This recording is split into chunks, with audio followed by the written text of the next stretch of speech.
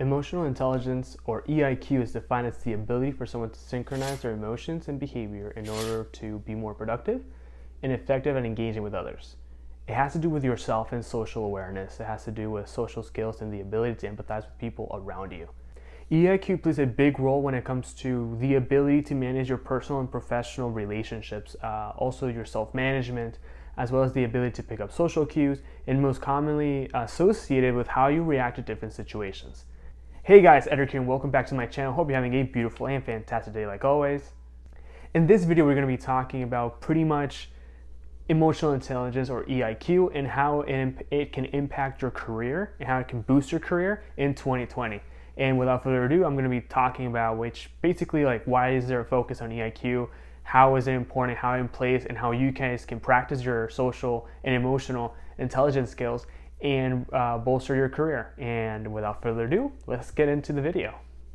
First of all, why is there such a focus on EIQ, and why is it so important to develop these skills?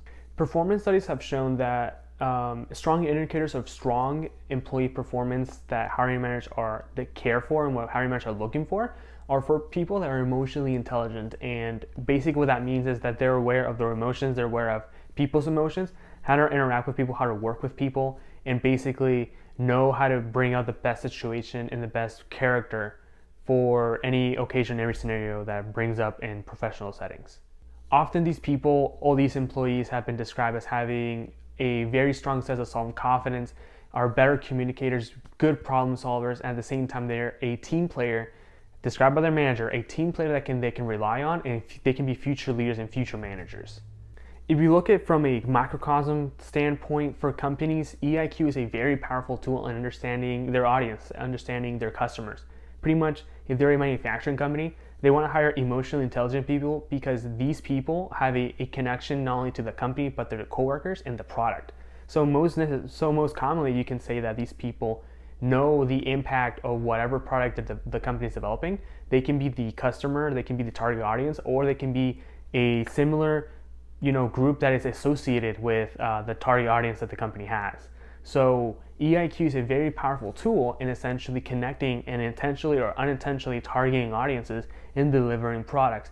And I'm not saying it like that in a cynical way or anything like that, but pretty much you want to acquire, and you want to be the most successful, you want to acquire experiences, and you want to acquire engagement when it comes to product and customer necessity and want, supply and demand, that sort of thing.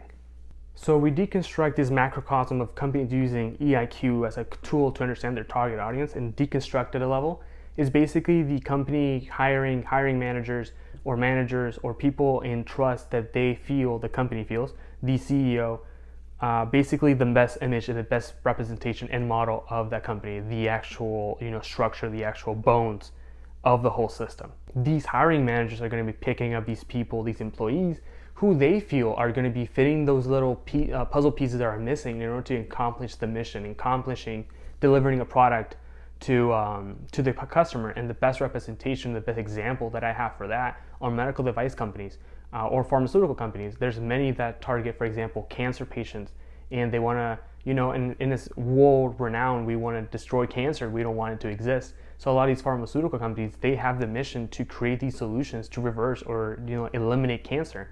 It might be that the CEO, this person might have cancer themselves, and they're using their strengths in order to develop awareness or develop a product that they feel they can invest their time and their energy in these people's synchronicity in delivering that product that can destroy cancer. So they're hiring people that they share the same worldview, the same passion, and these people, it trickles down to the most new employee that they get, the person they see they can grow and foment for their mission statement. And at the same time, maybe the people inside the company are the target audience. Maybe a lot of the employees are working for that specific medical company. They have family members that have cancer or have passed away, unfortunately, because of cancer, and they feel there's a call to action. They feel like I can give there's a purpose for me to be here, more than just I need money, I need pay my rent or pay my lease and stuff like that, and pay my bills. There's a call to action. There's a reason why I want to work for this specific company, and it can get super personal. It can get super unpersonal as well. But for emotional intelligent people, they invest themselves, their personality, they essentially themselves into the product, into the company, into the mission statement, because it becomes a part of their identity, it becomes a part of their development, both personally and professionally. Also, hiring managers, from what I've seen, and I've done a lot of interviews, up to the hundreds, they don't really focus too much on the technical stuff, from what I've seen. They basically, they want to know that you're competent in what you're doing, you understand what you're doing. They understand the different stages in your career. For me, I'm really young in my career still, 4 years out of college. I'm still grasping with a lot of the concepts with manufacturing, engineering, quality of a product, development of a product, etc. But the hiring managers want to see that have potential in growing and have potential to raise the stock of the company, essentially. But at the same time, they want to hire people who are, engaged, and people who are, team players and are committed for not only their personal success, but the whole team success and, in a macrocosm, the company's success. And this is something that is totally true when it comes to customer engineers, that's my title essentially as a manufacturing engineer. I work with different customers in order to develop their product, and that's my job. So in my interview, when I was talking to my boss, he was specifying how you can be the most capable person there is, but if you don't know how to communicate and don't know how to, engage with people and have those social skills, then it's like you're just you're not capable of doing this job. Because for customer engineers, you want to be interacting with them, you want to be making the customer feel like they're engaged, like their product matters and their product is important, and that we are the agency, the frontline person that's going to tell them, this is how you're going to do, this is the whole plan of how we're going to make your thing work and successful in today's stock market. So yeah, they're looking for people who are not, robotic, people who can network easily, they can talk to people easily, people who have, people skills, essentially. And that's one of my strengths. So that's what I consider one of my strengths that I've relied on for the many of my years. And, when it comes to a lot of these companies nowadays that I've seen, a lot of medical companies as well, they want to hire people that they're fun. They want to hire people that are fun, they're engaging, like I said before, professional, fascinating in a sense. Because you're going to be interacting with this person like 8 hours a day for 5 days a week for X amount of years. So if you don't see yourself working with this person, then you're going to have a bad time, and at the same time, you're not going to be successful in your projects. So you want to hire someone that can fit that mold and that that missing puzzle piece, sorry, in your team. And that's what I tell my mentees, essentially. Like, when it comes to resumes, cover letters, all that stuff, it's really robotic. It's very monotone, not interesting.